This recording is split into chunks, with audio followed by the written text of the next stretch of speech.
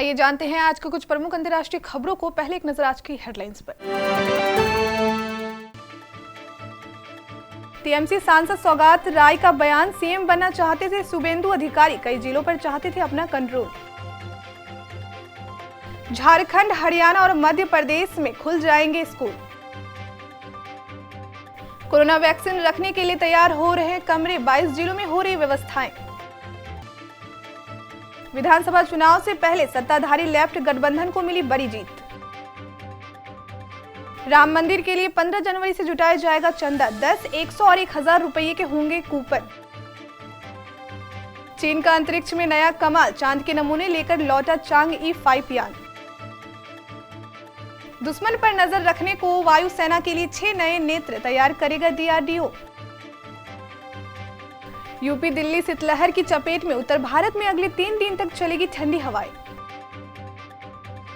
बेहतर कलाकार एक अच्छा इंसान भी होता है, स्वरा बोली, इस लाइन का कंगना से कोई लेना देना नहीं। मलेशिया की अली संग परिणय सूत्र में बंधे भारतीय हॉकी कप्तान मनप्रीत। तृणमूल कांग्रेस के बागी नेता शुभेंदु अधिकारी के विधायक पद से इस्तीफा देने के बाद पार्टी सांसद सौगात राय ने उन पर कई तरह के आरोप लगाए। टीएमसी के वरिष्ठ नेता सौगात राय का कहना है कि शुभेंदु अधिकारी मुख्यमंत्री ममता बनर्जी के बाद पार्टी के अगले नेता बनना चाहते थे। साथ ही रॉय ने कहा कि अधिकारी राज्य के 5-6 जिलों पर कंट्रोल चाहते थे। उन्होंने दावा किया कि अधिकारी पश्चिम बंगाल के मुख्यमंत्री या फिर डिप्टी सीएम बनना चाहते थे। कोरोना संक्रमण के कारण बंद स्कूल अब खुलने लगे हैं। जहां मध्य प्रदेश में 10वीं और 12वीं की कक्षाओं के विद्यार्थियों के लिए 18 दिसंबर से स्कूल नियमित रूप से संचालित होंगे, वहीं झारखंड में 17 दिसंबर से 10वीं से 12वीं कक्षा तक के लिए स्कूल खुल जाएंगे। आपको बता दें, हरियाणा, यूपी, बिहार जैसे राज्यों में हाई स्कूल खुल चुके हैं। यूपी कोरोना टीकाकरण प्रथम चरण की व्यवस्था के इंतजार पूरे हो गए हैं। प्रदेश में 22 जिलों में वैक्सीन रखने के लिए कमरे बनाए जा रहे हैं। प्रदेश में लोग 2,03,000 लीटर वैक्सीन रखने का इंतजाम कर रहे हैं। प्रत्येक जिले में कोल्ड चेन प्वाइंट तैयार किए गए हैं। अभी तक सरकारी व गैर सरकारी अस्पतालों में 5 लाख स्वास्थ्य कर्मियों का डाटा अपलोड किया गया है। राष्ट्रीय स्वास्थ्य मिशन महाप्रबंधक डॉक्टर मनोज शुक्ला ने बताया कि शुरुआत में प्रदेश में 3 चरणों में कोविड टीकाकरण किया जाएगा। पहले चरण में सरकारी और प्राइवेट अस्पतालों के डॉक्टरों व पैरामेडिकल स्टाफ का टीकाकरण अस्पतालों में किया जाएगा। दूसरे चरण में नगर निगम, फौज, पुलिस कर्मी और तीसरे चरण में 50 साल से ऊपर के लोगों को टीकाकरण किया जाएगा। केरल में बुधवार को 12,000 स्थानीय निकायों में 21,893 वार्डों के लिए सुबह 8 बजे से मतगणना की गई। चुनाव परिणाम में सीपीएम के नेतृत्व वाली एलडीएफ ने शानदार जीत दर्ज किया है, जबकि दूसरे नंबर पर कांग्रेस के नेतृत्व वाली यूडीएफ रही। चुनाव में सफलता पर मुख्यमंत्री विजयन ने ट्वीट कर कहा कि यह केरल को प्यार करने वाले लोगों का उन लोगों को संदेश है जो इसे नष्ट करने की कोशिश कर रहे हैं। राम मंदिर के निर्माण के लिए 15 जनवरी से चंदा जुटाया जाएगा। इसमें विदेशी धन का उपयोग नहीं होगा। यह पूरी तरह से आम लोगों के योगदान से ही बनेगा। यहां तक कि राम जन्मभूमि क्षेत्र ट्रस्ट ने कंपनियों के कॉर्पोरेट सामाजिक दायित्व फंड का इस्तेमाल भी मंदिर निर्माण के लिए नहीं करने का निर्णय लिया है।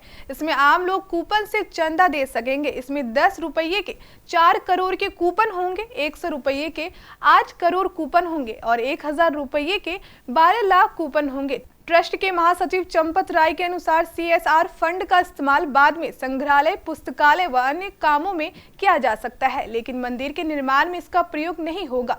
राम मंदिर के निर्माण में विदेशी फंड के इस्तेमाल पर स्थिति साफ करते हुए चंपत राय ने कहा कि एफसीआरए नहीं होने के कारण ट्रस्ट विदेशों से चंदा नहीं ले सकता है। अमेरिका के अपोलो और सोवियत संघ के लूना चंद्र अभियानों के बाद पहली बार कोई देश चांद की सतह से नमूने लेकर आया है। इन नमूनों से पृथ्वी के उपग्रह की सतह और इसके अतीत के बारे में नई जानकारियां मिल सकेंगी। चांगई 5 यान स्थानीय समयानुसार गुरुवार रात करीब 1:30 बजे मंगोलिया के भीतर इलाके में उतरा। अंतरिक्ष में लगातार अपनी क्षमता बढ़ाता जा रहा चीन के इस मिशन की कामयाबी को एक बड़ी उपलब्धि मान रहा है। भारत स्वदेशी रक्षा इंडस्ट्रीज को बढ़ावा देने के लिए 6 नए airborne early warning and control plans बनाने जा रहा है।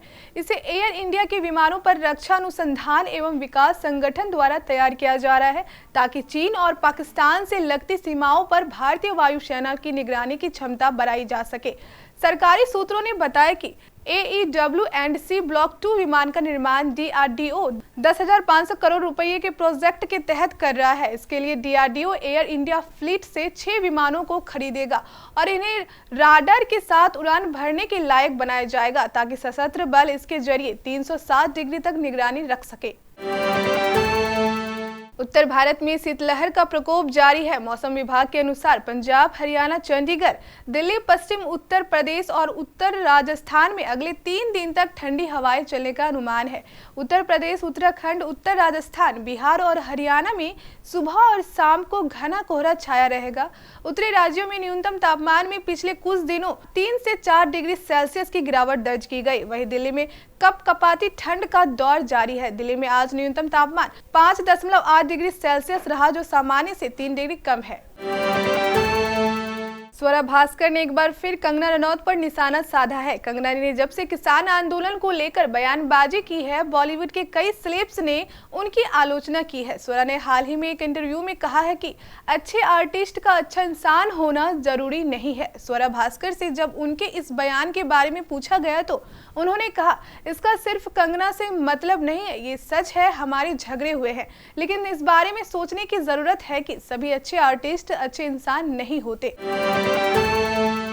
टोक्यो ओलंपिक की तैयारियों के बीच भारतीय हॉकी टीम के कप्तान मनप्रीत सिंह अपनी मंगेतर मलेशिया की इली सिद्दीकी के साथ बुधवार को जालंधर में परिणय सूत्र में बंध गए।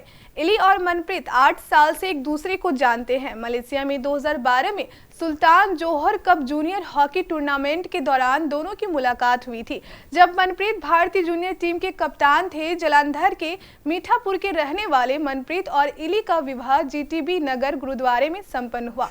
कोरोना महामारी को ध्यान में सीमित संख्या में मेहमानों को आमंत्रित किया गया था।